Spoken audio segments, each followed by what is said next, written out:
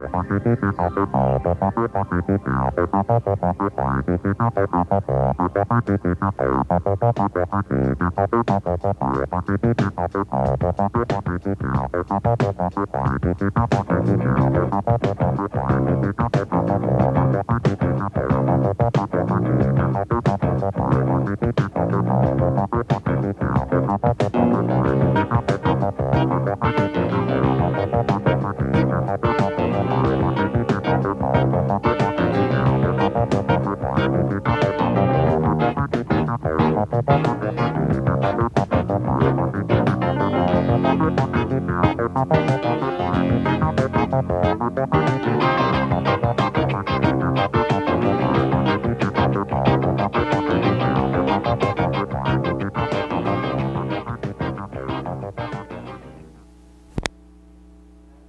Messieurs, bonsoir et bienvenue à notre première émission appelée Forum.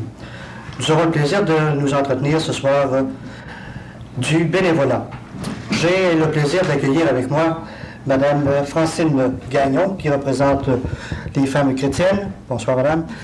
Madame Harry-Paul Martel, des femmes de la liturgie, pardon. Bonsoir, Madame.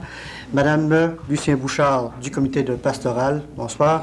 Monsieur Raymond Ferland, du Festival du Miel. Bonsoir. Monsieur Marc Boivin, président de la télévision communautaire. Bonsoir. Monsieur le curé Bergeron. Bonsoir, monsieur le curé.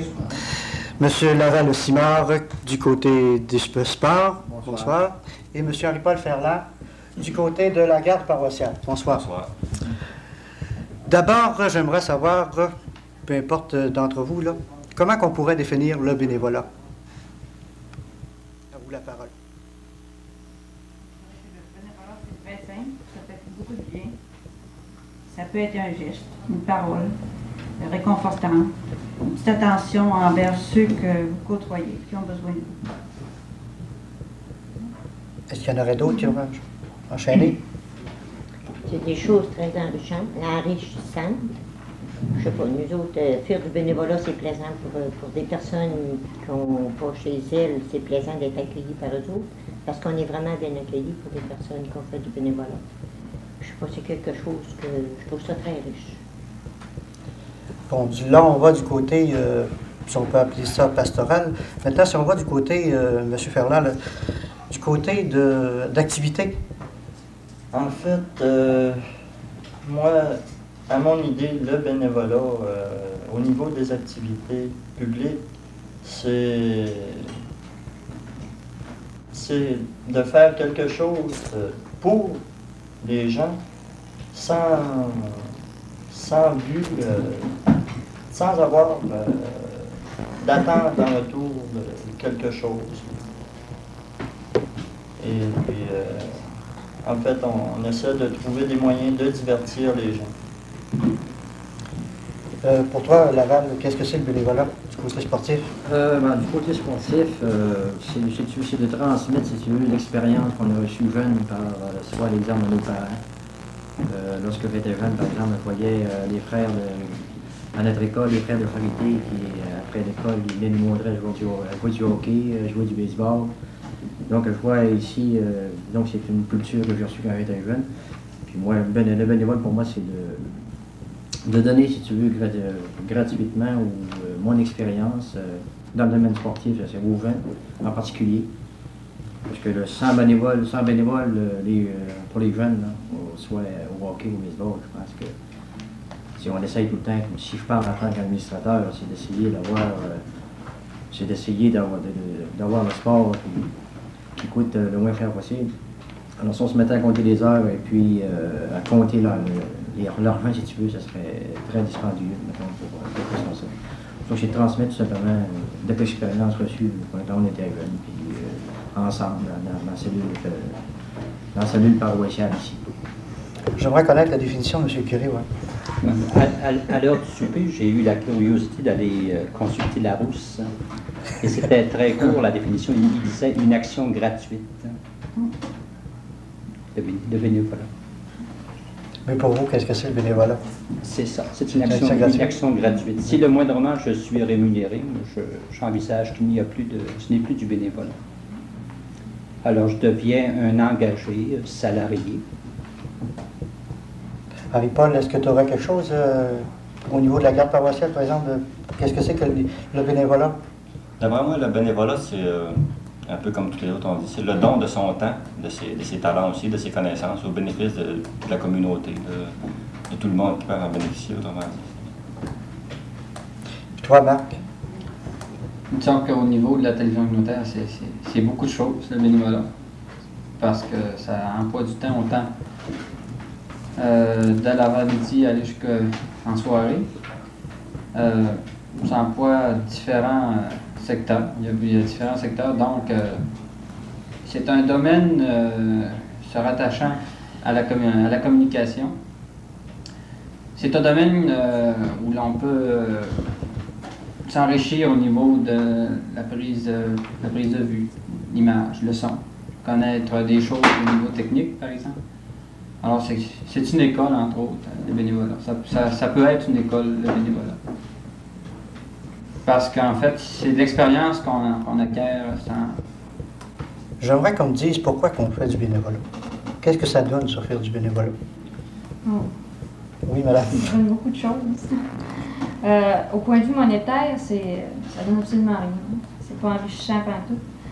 Mais par contre, intérieurement, là, le don de soi, là, puis aux autres, là, c'est très, très enrichissant. On fait ça parce qu'on aime ça, évidemment. Là. Moi, je le fais parce que j'adore ça. Puis je pense que si j'étais payée pour le faire, je le ferais pas. Parce que j'aurais pas les mêmes contacts avec les gens. Ce qui veut dire que lorsqu'on y a goûté, on veut en faire. Oui, parce que moi, j'en fais presque 24 heures par jour.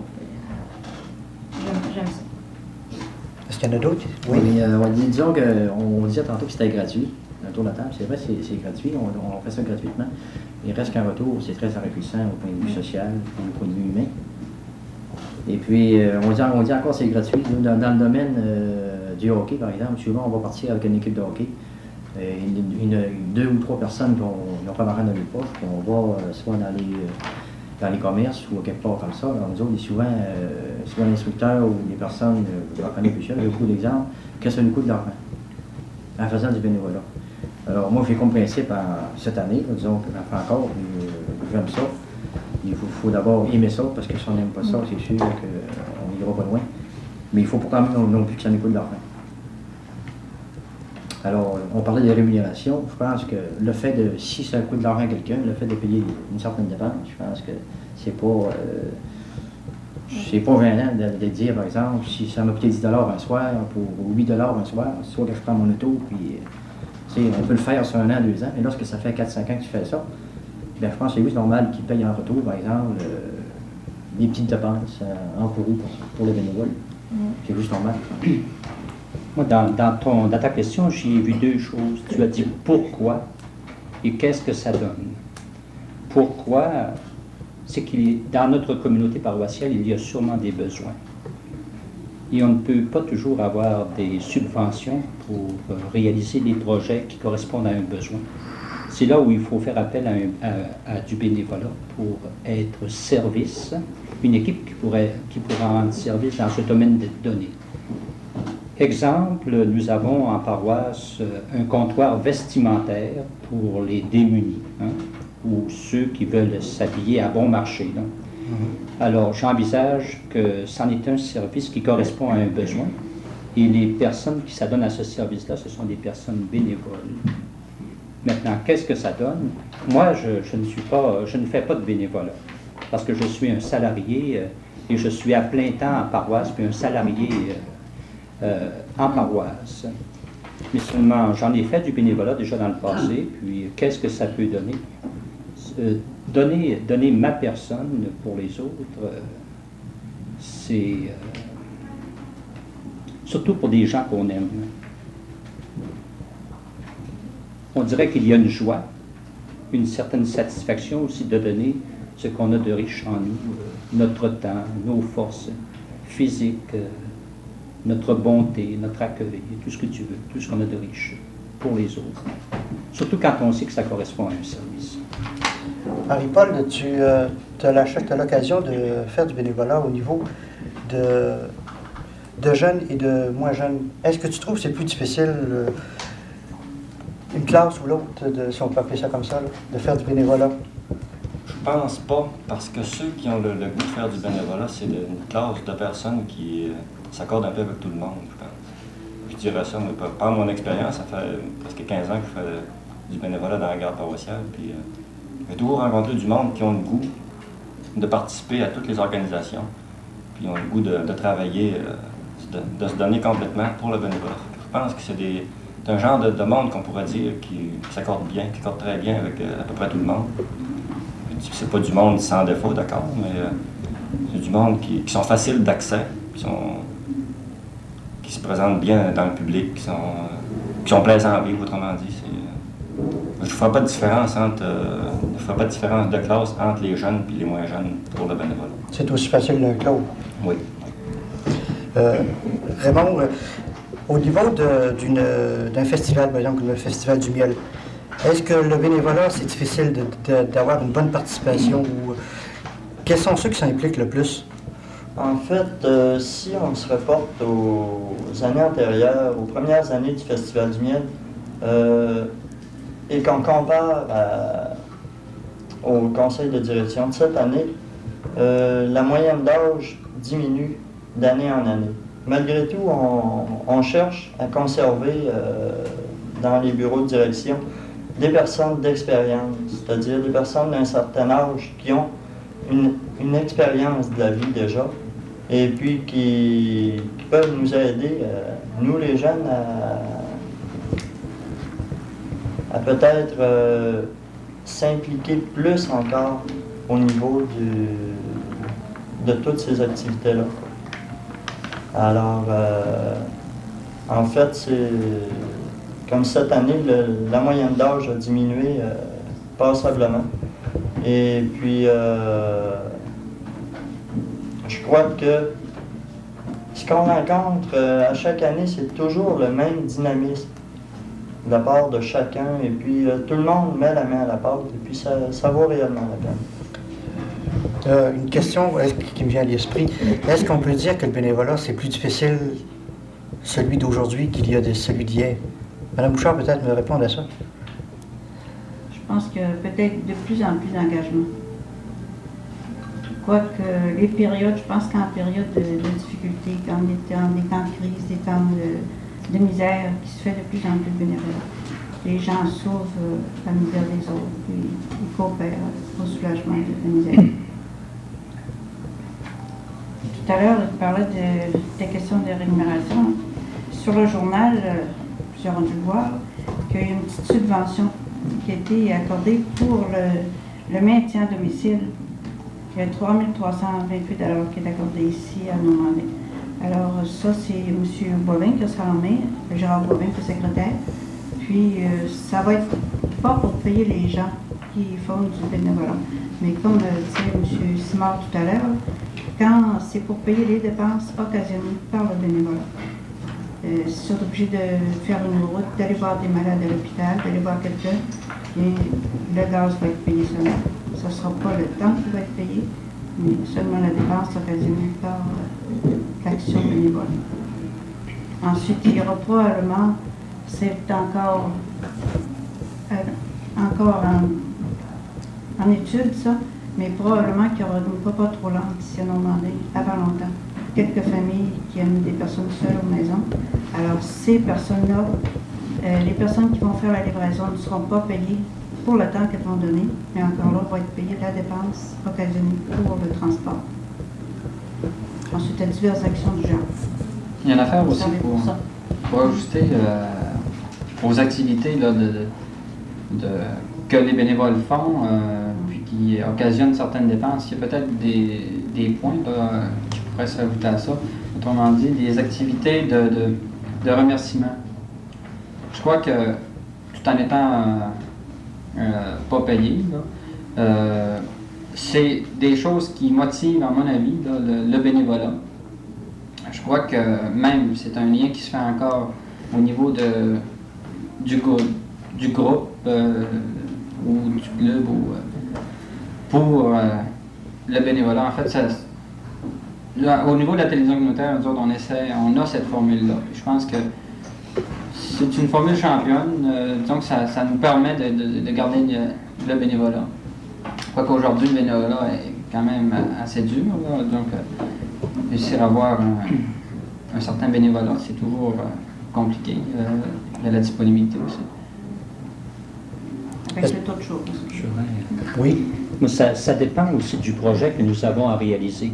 Supposons par exemple que c'est un projet à très court terme, une activité qui va durer une fin de semaine. Alors c'est assez facile d'avoir du bénévolat.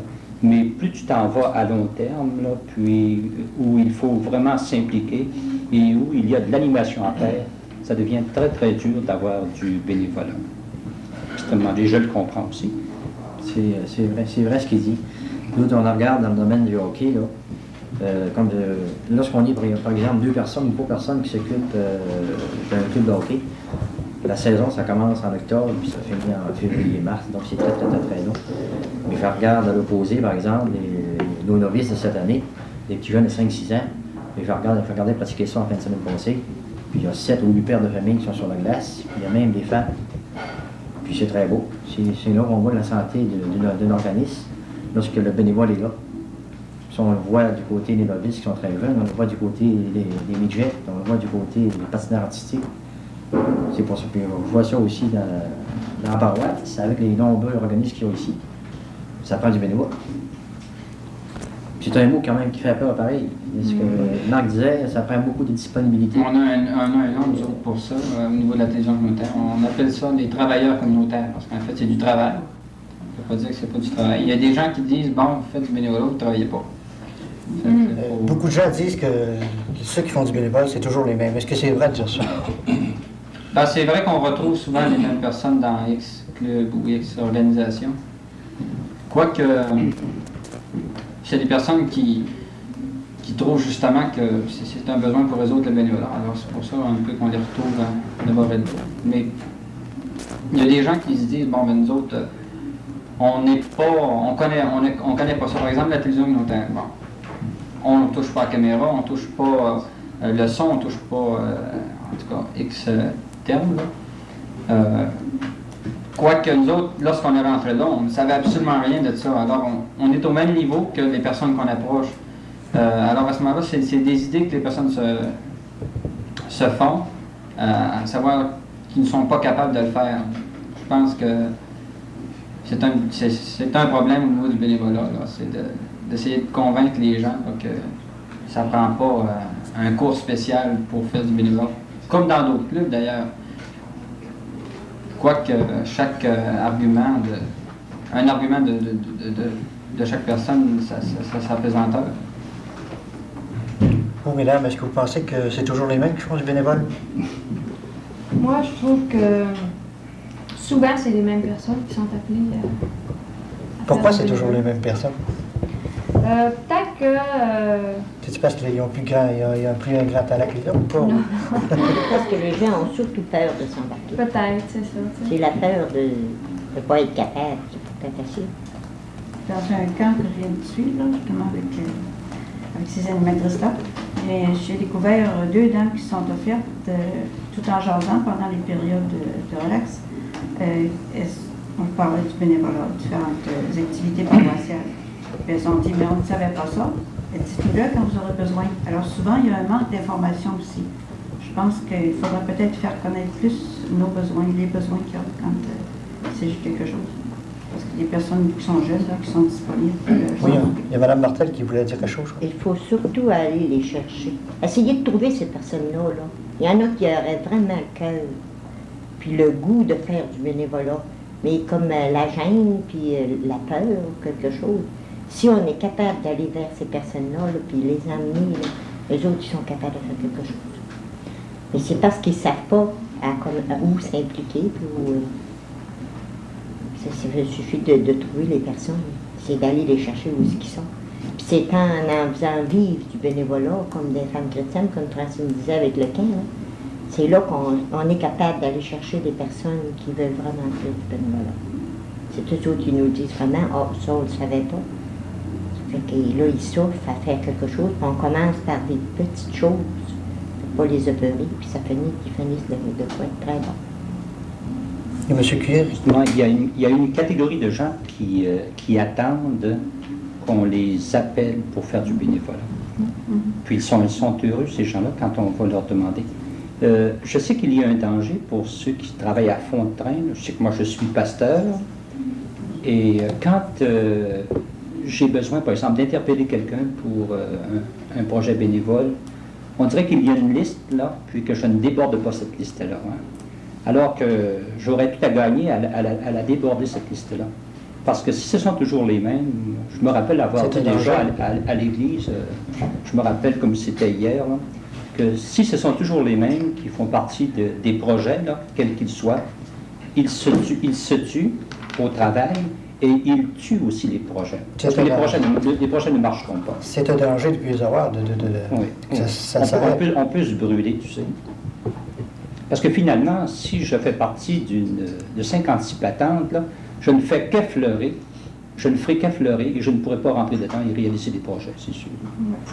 Je ne pourrai pas... j'ai des limites. J'ai des limites. Alors, c'est à moi, je pense, d'avoir cette dose de sagesse, là, de dire non après un engagement ou deux. Madame, Moi, je suis d'accord avec M. Curé parce que moi, cette année, quand j'ai m'ont demandé de prendre la responsabilité du mouvement des femmes chrétiennes, j'ai accepté, disons, ça me faisait peur un petit peu, là, parce que je sais que c'est une grosse responsabilité. J'ai accepté, mais par contre, j'ai laissé tomber toutes les choses que j'avais entreprises dans les autres organisations dans lesquelles j'étais, là. Je les ai laissées tomber pour me consacrer entièrement là, juste au mouvement des femmes chrétiennes. sur quel pourcentage qu'on peut dire que de personnes bénévoles, je veux dire, quel pourcentage qu'on peut donner, par exemple, comme dans une paroisse comme Normandin, qu'on peut dire qu'il y a des gens qui font du bénévole? 10 Il y en a non. plus que ça. Il y a plus que ça. Il y a plus Plus que que ça. ça. Prends rien que les chorales. Comment est-ce qu'il y en a? Il y a peut-être une centaine de personnes qui sont impliquées. C'est dans la garde paroissiale, c'est... Les mouvements féminins. Moi, je crois que si on réunissait tous ceux qui travaillent bénévolement, je pense qu'on tomberait sur le dos toute la gang. On serait tellement surpris là, que... Oui. Il y en a. Sûrement. Seulement samedi soir, pour la célébration, ça c'est seulement en pastoral liturgique. Hein. C'est un aspect de la vie. Il y avait la chorale, il y avait tous ceux qui avaient travaillé à préparer les tableaux et tout le monde. J'en ai compté au-delà d'une centaine, uniquement pour une célébration, j'imagine. Marc, au niveau de la TV communautaire, tu as combien de bénévoles? Bon, ça tourne alentour d'une trentaine de personnes. Alentour d'une trentaine, dans différents domaines, soit la caméraman, ou l'animation. Différentes choses comme ça. Si on fait un tour de table à cette question-là, dans le miel, comment on a de personnes? En fait, dans le Festival du miel, si on s'arrêtait à regarder seulement les visages qu'on voit, il n'y en a pas beaucoup. Par contre, ceux qu'on oublie trop souvent, c'est ceux qui travaillent en arrière. C'est-à-dire ceux qui vont faire partie de sous-comités, qui vont participer, peut-être pas ouvertement à ces projets-là. C'est assez difficile de dénombrer parce que moi je suis quand même nouvellement en poste. Alors, puis à ce temps-ci, les sous-comités, ça ne fonctionne pas. Après les fêtes, on va tout de suite former les sous-comités pour mettre le travail en branle. Alors, je ne sais pas combien de personnes est-ce qu'on pourra avoir besoin à ce temps-là. Puis, je suis certain que les gens vont absolument répondre sans avoir peur. Alors, dans le bureau de direction, on est 11. Mais si on ajoute tous les sous-comités, on peut facilement atteindre 50, 60 personnes. Peut-être même plus. Madame Bouchard? La même question? Oui, combien qu'on peut compter de personnes? Il y a le comité des malades aussi, une trentaine de personnes qui s'occupent de visiter les malades dans la paroisse. Pas ça, du bénévolat. Il y en a. Il y en a beaucoup, franchement. Il y a le comité du Samaritain, comme M. Gray parlait tout à l'heure. Il y a plusieurs personnes qui travaillent là régulièrement. Ensuite, lorsqu'il y a du spécial, tu vois, dans des sinistres, quelque chose, que des emballages à faire pour l'extérieur, bien là, ça regroupe peut-être 12-15 personnes qui vont venir. Dans le temps des fêtes, pour préparer les paniers, et encore pour distribuer à l'occasion de Noël, il y a encore toute une équipe. Il y a les chevaliers de colombe qui font la guignolée. Ensuite, c'est apporté. L'âge d'or contribue aussi. Franchement, il y a beaucoup de gens. Les gens sont très généreux. C'est juste de demander. Madame Martel? Comme moi, comme ça se trouve du côté de la liturgie. Du côté de la liturgie, si on calcule bien, il y a comme les jeunes là, qui servent la messe, là, les lecteurs, là, c'est tout du bénévolat. Ils ne sont pas payés, ces jeunes-là. Moi, je m'occupe d'un groupe de jeunes de Harold les 70, de servent la messe, puis j'ai une vingtaine de lecteurs, 25 à 30 lecteurs sur dimanche, sur semaine. C'est encore tout du bénévolat. Quand j'en ai demandé, il n'y a jamais qui me refuse. Puis ils ne sont pas payés. Puis dans l'équipe liturgique, on est certainement une 10-12 personnes, là, qu'on se ressemble tous les lundis. Puis ça, c'est encore du bénévolat. Puis après ça, il y a toutes les chorales là, à qui qu'on donne les chants qui viennent chanter. Puis c'est tout. Ça serait dur à dire, à compter. Ça fait au-dessus des 100 personnes, ça. Madame, Après ça, ceux-là qui s'occupent à faire le babillard, là, sont encore 2, 3, 4 personnes, seulement des personnes. Puis après ça, il y a l'équipe aussi des missionnaires là, qui font le tableau des missionnaires. C'est encore tout du bénévolat. Madame Gagnon? Au niveau du mouvement des femmes chrétiennes, on a 480 membres ici à Montréal. On peut dire qu'il y a à peu près une centaine de personnes dans ça là, qui font du bénévolat. Peut-être pas actifs là, à plein temps, là, mais on peut avoir besoin de quelqu'un pour faire quelques téléphones ou que ce soit pour n'importe quoi. On est certaine que... Est-ce qu'on peut dire que du côté pastoral, c'est toujours qu'on retrouve pas mal les mêmes personnes dans les 3 mouvements là, qu'on a ici, là? Je pense pas. Non, Non. pas nécessairement. Non. Il y en a quelques-unes, mais seulement qu'il y en a beaucoup d'autres. Il y en a beaucoup d'autres. Oui. Toi, Ripaul, du côté de la garde paroissiale, combien de personnes? Présentement, du côté de la garde paroissiale, on doit être environ 50 membres actifs. Mais dans certaines circonstances, on est surpris des fois de voir le nombre qui peuvent s'impliquer, même s'ils ne sont pas membres actifs, qui peuvent s'impliquer directement à notre mouvement, notre organisation, dans certaines choses qu'on prépare. Je pense qu'on dirait même qu'on peut doubler le nombre de participants, des fois, peut-être 75, peut-être 100 personnes. Puis aussi, il y a une chose, c'est que la garde paroissiale, on peut rentrer là-dedans assez facilement. Il y a certaines personnes qui ont fait un certain temps pour cause de travail ou de maladie, ils sortent là-dedans. Puis à tous les ans, on a d'autres personnes qui s'impliquent. Puis je dirais que ça change souvent de personnes. Ça veut dire que c'est un très grand nombre de personnes qui s'impliquent au niveau de la garde paroissiale. Toi, Laval?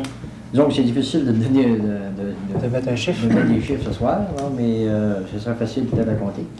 Ce serait une question, par exemple, qu'on pourrait soumettre à la Commission des loisirs. Le sport, ça couvre pas mal de choses. Le patinage artistique, ils sont peut-être une dizaine, je ne sais pas. Puis les jeunes, peut-être une quinzaine de bénévoles. Ça devrait être. T'as chaque catégorie du hockey, de novice aller jusqu'à midget. T'as la Commission des loisirs elle-même. Durant l'été, il y a de la balle, il y a des tournois, il y a des jeunes aussi, d'une certaine âge qui organisent ça. Mais depuis que tu es dans les loisirs, est-ce que tu t'aperçois que c'est toujours les mêmes qui sont là ou il y en a d'autres qui s'en viennent, qui viennent, qui embarquent? Tu disais que les parents embarquaient tantôt, mais... Ce sont les mêmes, mais regarde, c'est comme là, j'ai des enfants. C'est vrai que là, je m'occupais des midgets là, X années. Et là, je suis rendu dans les novices, j'ai des enfants que je les suis. Et là, ça se renouvelle. Ça se renouvelle. Disons que ceux qui ça fait assez longtemps qu'ils en font, ben, je pense que c'est juste normal. S'ils laissent, c'est juste normal. On fait du beau travail, et puis c'est juste normal qu'ils laissent ça un petit peu, parce que ça prend beaucoup de disponibilité. Mais ce sont les mêmes pour un bout de temps. Mais bien que ça soit cycle après plusieurs années, je pense. Mais c'est bon aussi qu'il en reste. Oui. Je pense à M. Raymond Rovin, par exemple, puis ça fait pas combien d'années qu'il est là-dedans. Tu sais, il aime ça, puis c'est bon qu'il en reste des grandes expériences. Mais dans le contexte qu'on vit là, dans le contexte économique qu'on vit présentement, là, vous ne trouvez pas que c'est difficile de faire du bénévole? C'est tannant, si on peut appeler ça comme ça. Je pense que Quand on aime ça. quand il manque du travail, c'est peut-être compensé par le don gratuit des services qu'on peut offrir, qui va être ressourçant, qui va être nouveau enrichissant. C'est vaste. Et quand tu aimes vraiment ça, là, je pense que tu donnes le goût à d'autres d'entrer dans ça. Ça paraît une personne qui aime vraiment le bénévolat. Parce qu'elle va dire, comme on dit, elle peut puis elle aime ça, ça fait que nous, ça lui donne le goût d'embarquer. C'est une forme de partage, Oui, le c'est bénévolat. partagé avec d'autres, franchement. Là. Puis des fois, d'autres sont réellement mépris, qui ont des différentes On choses. est peu mais moi, comme mon genre de bénévole, il est changé. On donnait des définitions tantôt. C'est difficile de donner une définition. Avant ça, moi, j'avais pas d'enfant, mais on s'occupait des jeunes plus vieux, puis j'ai fait sur X années. D'autres l'ont fait avec moi. Puis c'est enrichissant, on a des contacts sociaux. Mais ça dérange, par exemple. Ah ben ça dérange, mon épouse, puis des fois, il faut faire des concessions, tout ça. Là, j'ai des enfants. Fait que là, je suis mes enfants. Tout en m'occupant de mon enfant, je m'occupe des autres. Puis l'autre père de famille, il fait pareil. Alors, si on est plusieurs personnes qui pensent comme ça, il y a toujours du monde pareil. Ça donne le goût à d'autres. Hein, C'est ça. Oui, c'est ça, c'est le goût que ça donne à d'autres puis à s'embarquer. Tu disais, ça dérange. Moi, je crois qu'un bénévolat qui ne dérange pas, c'est le bénévolat quand je suis assis dans une chaise, puis je me repose tranquillement, là, à la chaleur, puis en regardant la télévision. Sais-tu, tantôt, je pensais, il y a toutes les personnes bénévoles qui travaillent bénévolement dans des structures bénévoles. Mais il y a tout le bénévolat en dehors, tout ce qu'on ne sait pas. Puis si on voyait tous ceux qui partagent d'une façon ou d'une autre et qui donnent un peu d'eux-mêmes pour les autres, on serait drôlement surpris. Moi, je pourrais citer des faits de bénévolat là, que personne ne saura et qui... des formes qui sont pas mal impressionnantes. Des gestes qui sont pas mal impressionnants. Alors, il y a les bénévolats dans les structures et en dehors des structures.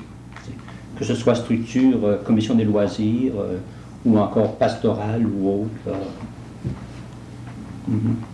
Est-ce qu'on peut dire, pour conclure, que le bénévole à Normandin est en bonne santé?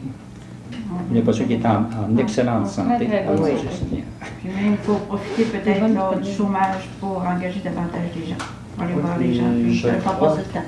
Je crois que justement la situation économique actuelle fait que le bénévolat s'en porte mieux parce que les gens, pour pas trop penser justement que ça va mal sur le plan économique, vont être portés à s'impliquer plus dans ces choses-là.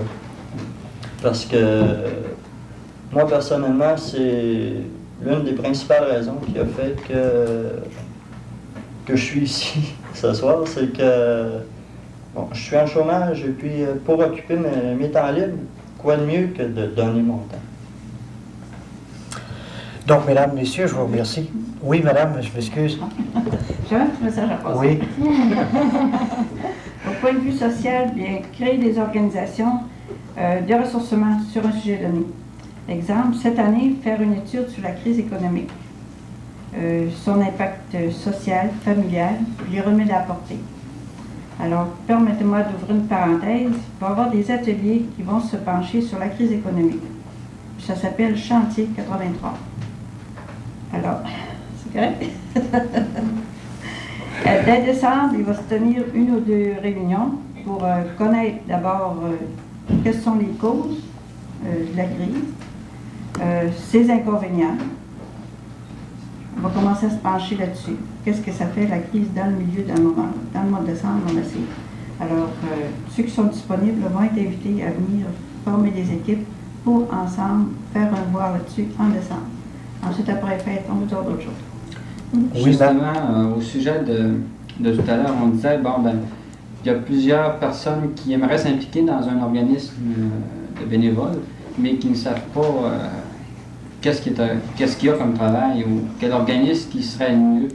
Je pense que peut-être que ça serait une bonne conclusion, là, Que chacun donne de son... que chacun donne ce qu'ils ont à offrir aux gens comme travail, puis ce qu'ils ont disponible aussi, parce qu'il y a des postes qui sont comblés à certains endroits. Alors, ce qu'il y a disponible. Qu'est-ce que tu as à dire? Ah, moi, c'est tous les domaines. Mais il y a un domaine plus précis, c'est au niveau du journalisme. Il y a aussi au niveau de la réalisation d'émissions. Une personne qui a une idée, il y a une émission en tête, là, un sujet d'émission en tête, peut venir le faire, son émission. Si ce n'est qu'une émission, il peut venir faire son émission.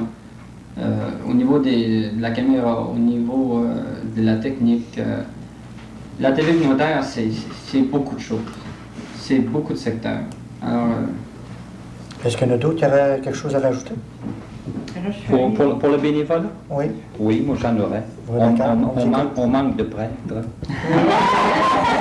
Grande question. C'est pas du bénévolat, c'est payé. Ouais, vous avez dit que c'était payant tantôt.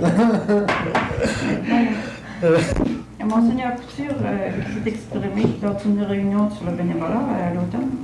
Il dit une société sans bénévolat serait une société sans cœur, sans âme, une société sans pitié et sans amour.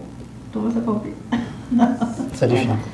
Puis moi, de ma part, ben, j'aurais à dire aussi que s'il y en a qui ont le désir de venir servir la messe, puis de faire la lecture à l'église, qu'ils n'ont rien qu'à me donner leur nom, je serais toujours contente, puis je serais toujours disponible à leur montrer à servir la messe, puis à faire la lecture à l'église. Je suis toujours là, tous les jours. Parfait. Ça me ferait grand plaisir de leur aider. Le message est lancé. Vous? Mais nous autres, pour le mouvement, les portes sont toujours grandes ouvertes. On est toujours prêts à accueillir tout le monde. Dans tous les domaines, il y a toujours de la place pour des talents. Ceux qui sont prêts là, à faire du bénévolat, on est toujours prêts. Pour ceux qui veulent s'embarquer tranquillement, faire des petits pas, on a des sessions, des petites sessions pour ceux qui veulent s'impliquer, là, se connaître davantage, qui sont sur la personne. On appelle éveil 1, éveil 2. On a des petits projets sur le message, sur l'écoute active. On va en avoir d'autres, là. Le programme d'action de cette année, c'est sur autonomie, éco-responsabilité, intimité et foi. Toujours sur la personne. On travaille toujours sur nous autres, on ne travaille pas sur les autres. Puis, fait que celles qui veulent s'impliquer tranquillement, là, peuvent s'impliquer au niveau de ces petits projets-là, les prendre pour elles. Puis ensuite de ça, font des contacts avec les autres. C'est comme ça qu'on vient à s'extérioriser de la maison, puis à faire des contacts aussi avec les autres gens, qui est très important. Puis on a le goût après ça. On lui donne le goût, peut-être d'aller un petit peu plus loin.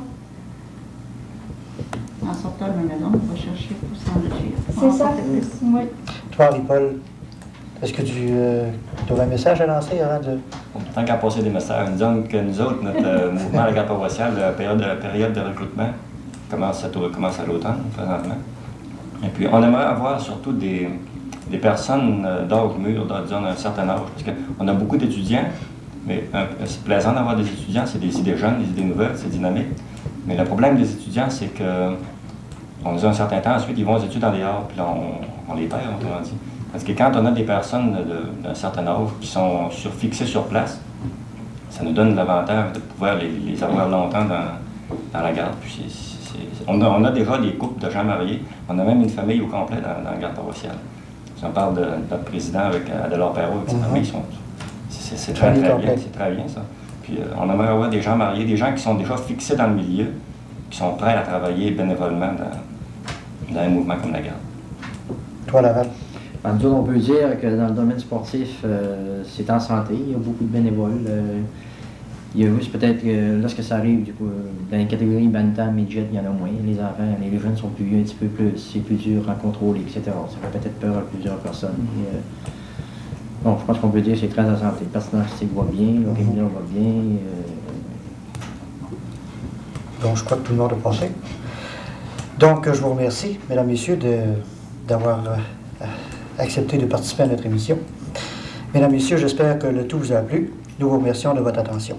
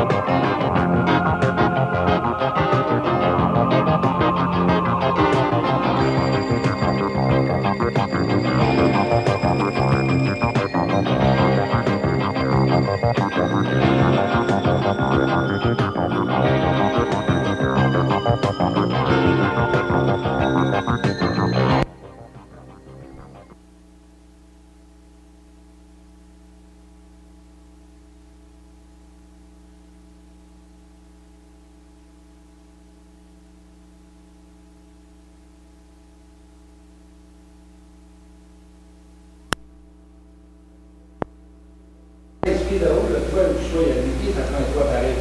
Là-dessus, dans 5 984 pièces de rénovation que j'ai faite, j'ai même mis 1700 pièces de salaire pour avoir de l'aide pour ça. À ce moment-là, si vous comptez tout, de sauter de 13 558 avec la 1900, l'écart est trop grand. Je ne sais pas, je ne peux peut-être pas compter, mais il me semble que c'est fort un petit peu. Ah, c'est bien sûr qu'on est d'accord avec vous autres. Des fois, il y a des disproportions, on se demande ce qu'ils prennent ça. Moi, le premier, je pourrais me plaindre parce que chez nous, j'ai subi une grosse augmentation aussi. Là, c'est sûr que pour la maison, on ne pas trop d'intérêt, rien de ça. C'est sûr que je trouve que une macadame que j'ai là, je ne veux pas le dire. Si vous êtes prêt à me l'acheter à l'évaluation 100%, c'est énorme. J'avais toujours des droits de recours quand même. Je peux toujours contester votre évaluation. N'importe quel temps. Il reste que, chose du côté de la municipalité, on n'a pas grand-chose à faire de ce côté-là. Puis moi, on a fait des plaintes, le conseil a fait venir l'évaluateur. Les évaluateurs sont payés d'abord par le conseil de conseil. Et on nous a dit, moi je viens d'apprendre, ça rencontre, et on nous a dit qu'il y avait certainement quelque chose qui allait pas. La personne qui lui a dit, là, a eu, ils ont répondu à d'autres qui se mêlaient de ses affaires qui ne connaissaient pas ça. Eux autres étaient des évaluateurs qui étaient les meilleurs. Chanceux, j'en veux pas rire, parce que... Eux autres, ils ont les droits d'envoyer les diplômes pour faire de la... C'est certain que si on négociait la mutualité directement avec la firme d'évaluateurs, ça serait pas mal tout l'agent pour le pays. C'est tout un procédé à faire parce qu'ils sont engagés par le conseil de conseil. Mais c'est pas les autres mêmes qui parlent. Oui, mais ils en sont responsables de leur employés. Moi, je vous ferai le conseil de conseil. Je vous la donne à l'autre. C'est un de mes trucs, là, celui-là, elle ne s'en remet pas du tout. Il va être à celui dont tu as là, il est installé. C'est lui qui faisait l'évaluation. Il ne fait pas ça. Oui, il y a eu.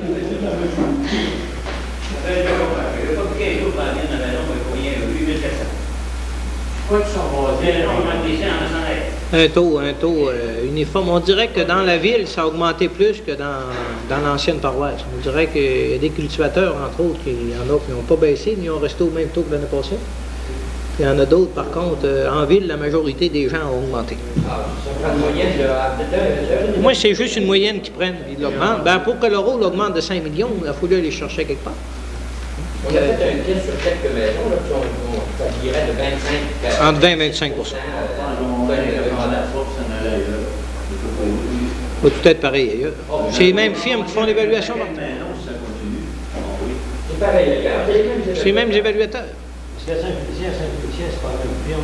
C'est une firme de Québec. C'est une firme de Québec, puis je peux te dire qu'ils ont bien plus de problèmes qu'ici. Mistassini, c'est une autre firme aussi. Ils l'ont goûté cette année. Ils ont eu le dicton CRAVS, puis à ça. Mais ça va pas, ça va exploser. Je vous le dis, ça va exploser. Mais il reste tout de même qu'on a On ne peut pas te faire ça, hey, chez nous, nous autres. Ça reste un peu.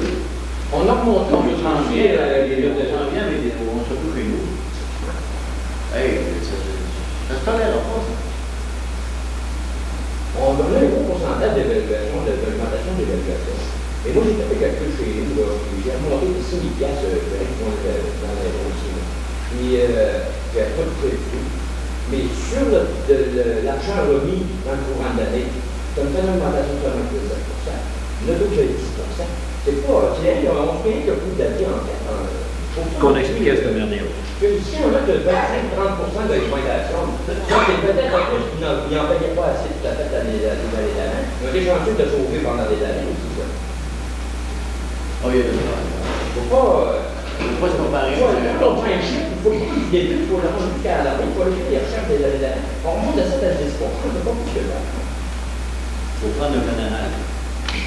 Présentement, c'est 75% de la valeur marchande. C'est plus que ça, hein? 78. 78 comment? Mais oui, mais pour l'année, on vit là, M. Mayotte dit, Moi, je vais voir 10%, je vais dire non, parce que dans les 18%, tel que ce qui est arrivé là, puis on peut faire. Ça n'en est pas ça. Ça dépend des cas. T'en vois d'autres qu'ils ne vendraient pas pour le prix qu'ils sont évalués. Bon, bien sûr. Mais non. Oui. Alors, disons que je pense que la meilleure information qui peut se donner, c'est la suivante. Les affaires municipales sont sensibilisées au fait qu'il y a des disproportions dans les rôles occasionnellement. Et puis, ils sont de plus en plus sévères sur les avis de taxes que nous envoyons. Si vous relevez des avis de taxes d'il y a 3 ans, la question de terrain, là, c'était plus ou moins marqué quand ça l'était. Concernant les grandeurs de terrain, ça ne l'était pas non plus. Et puis, également, la fameuse phrase qui disait que vous aviez jusqu'au 1er de mai pour revendiquer, celle-là, elle existait sur bien des comptes, mais il y en avait peut-être que ça échappait. Alors, là, je pense que c'est le bon côté pour les contribuables, c'est le fait que les avis donnent beaucoup d'informations, et puis n'importe qui sait lire peut, à un moment donné, revendiquer si vraiment c'est pas correct. Également, il y a la médiane qui existe, là. Il y a la question du 78%, il y a la question du 1,28 également. Alors, à ce moment-là, n'importe qui est capable de faire le calcul, je pense bien, qui est propriétaire à Normandin. Puis s'il y a quelque chose qui ne va pas, bien, appelez M. Dion ou appelez quelqu'un d'autre à l'hôtel de ville, puis on vous donnera certains conseils. Absolument. On ne peut pas faire une règle générale pour tout le monde. Il y a toujours des cas particuliers. C'est pareil partout. Alors, on revient à l'item 9, qui est quand même le remboursement de M. Alain Grenon. Ça prendrait une proposition pour rembourser ce petit montant-là de 15 à 25. C'est bien normal qu'on le rembourse s'il n'y avait pas de terrain. À l'item 10, on est rendu à la BCP, la cotisation annuelle. Je pense que c'est Mme Nadeau qui avait ça, ou vous l'avez donné à M. Girard? OK. La BCP, c'est la Bibliothèque centrale de presse. Ça, c'est la cotisation qu'on paye à chaque année. Et c'est payé par le budget de la bibliothèque. Oui, c'est la bibliothèque, son argent pour la payer. OK. Alors, c'est à titre d'information pour les services de prêt de volume, les disques et autres biens culturels qui sont passés à la Bibliothèque de Normandin sur rotation par la BCP. La cotisation pour l'année 82 est de 80 sous per capita. Alors, d'après les statistiques qu'ils ont, on est cotisé sur 3 820, soit 3 056 $. Alors, j'aurais à remettre cette facture-là à Mme Cole, parce que c'est à l'intérieur de son budget. C'est ça. C'est compris dans le budget. OK, l'item 11, c'est le plan 16-21 du ruisseau branche 4.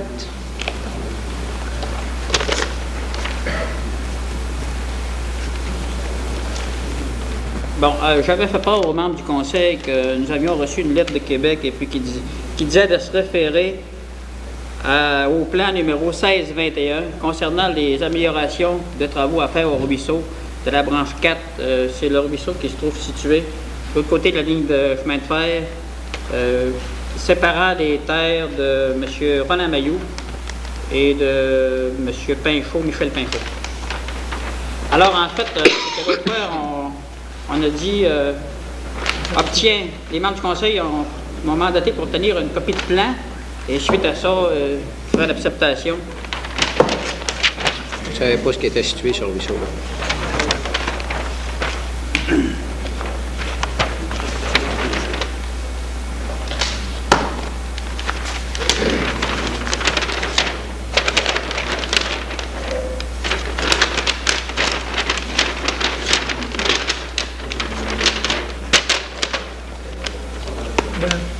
La province du Québec en entier. Ça, c'était sa méthode. C'est tout le ruisseau en fréquent.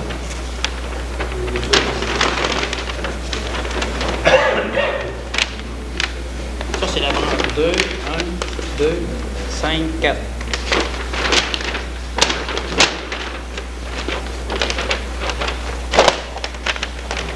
Alors, s'il y en a qui veulent savoir de quoi il s'agit, là, ça sera peut-être plus facile sur celui-là.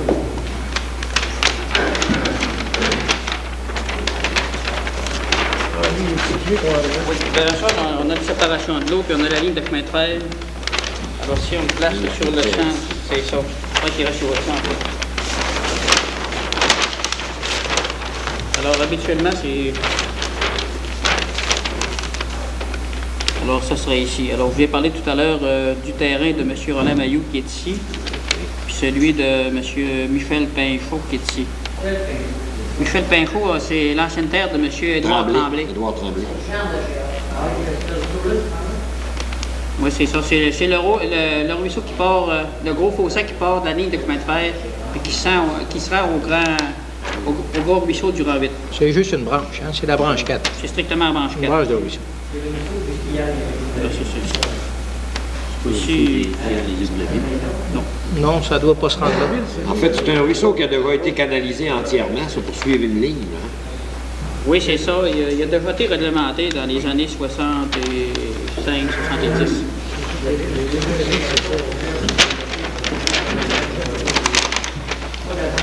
Alors, je pense que c'est très clair. Ça répond à la demande des contribuables du secteur et qui l'avaient demandé.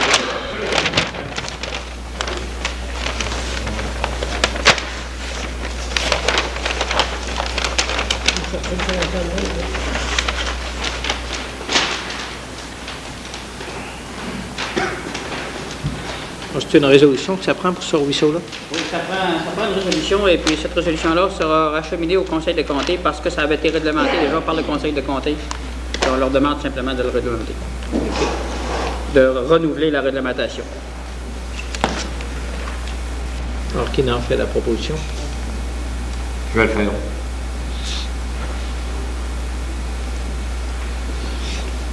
À l'item 12, on a la maison de l'UPA. Je pense que c'est une lettre qu'on a reçue de M. Morin, je pense. C'est ça. C'est une lettre qui est signée par M. Robert Morin, qui est le président de l'UPA des Grandes Plaines. C'est la section de Normandie et des alentours, je pense. Alors, M. le maire, M. Les Échevins, le projet de construction du futur siège social de l'UPA se concrétisera bientôt. Pour bien mener à terme ce projet que l'on appelle la maison de l'UPA, les membres du conseil général ont décidé d'une souscription populaire qui aidera à financer une partie de la construction. Plusieurs raisons ont motivé l'UPA à solliciter la participation des producteurs agricoles et nombreux collaborateurs pour financer ce nouvel immeuble. La principale raison en est une de fierté, dans le sens que les agriculteurs qui sont fiers d'être propriétaires de leur exploitation ont, au cours des années, toujours pris les moyens pour que leur association professionnelle soit à l'image de leur propre entreprise. À ce titre, la maison de l'UPA sera celle des producteurs agricoles du Québec. Confiant que le conseil municipal de la ville de Normandin est sympathisant à notre projet, nous nous permettons de solliciter votre générosité dans ce dossier qui nous tient à cœur. Respectueusement vôtre, M. Robert Morin, président. Alors, s'il y a des questions qu'on veut poser à M. Morin, on peut y aller. On va avoir des renseignements supplémentaires.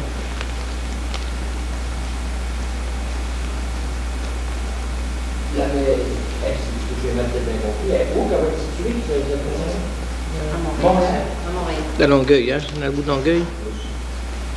SUV à Montréal, à Longueuil. C'est loin du Vieux-Valais. C'est pas bonne date, un peu.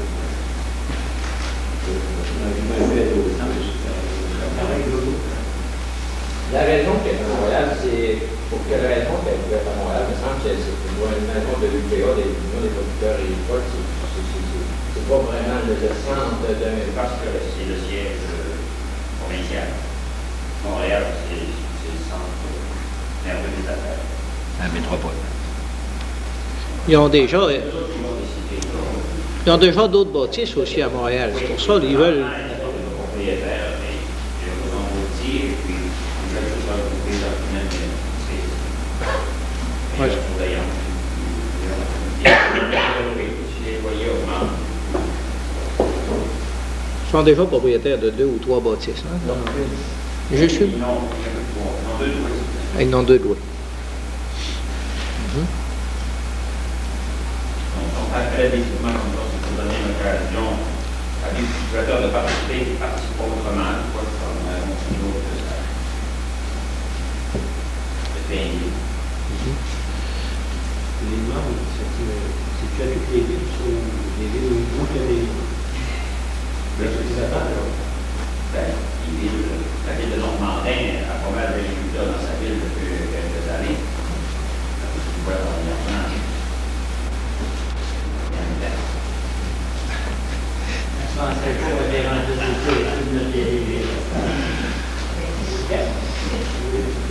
Non, mais il en reste que Normandin est quand même une ville agricole, il faut penser ça. On donne beaucoup de cotisations à toutes sortes d'organismes. Je pense que c'est l'organisme qui regroupe le plus de cultivateurs, je pense bien, qui vous rend d'énormes services. Je ne sais pas si vous en retirez autant que la cotisation que vous payez. Mais moi, je voyais très bien là, donner un petit montant comme on donne à nos associations ici. Là. Parce que localement, pour les cultivateurs, on n'en donne jamais beaucoup. À part de faire des clôtures, puis un peu tout ce qu'on fait. Moi, pour ma part, j'ai travaillé un peu dans cette campagne-là, puis faire la proposition d'un montant de 50 $. Tu prends la proposition pour 50 $? La seconde. Tu as un secondaire? Oui. On va te savoir un tableau d'honneur, ça va être marqué dessus, non? Pas à 50. À 50. Les noms vont être inscrits pour les donateurs. Les donateurs, c'est 500 $.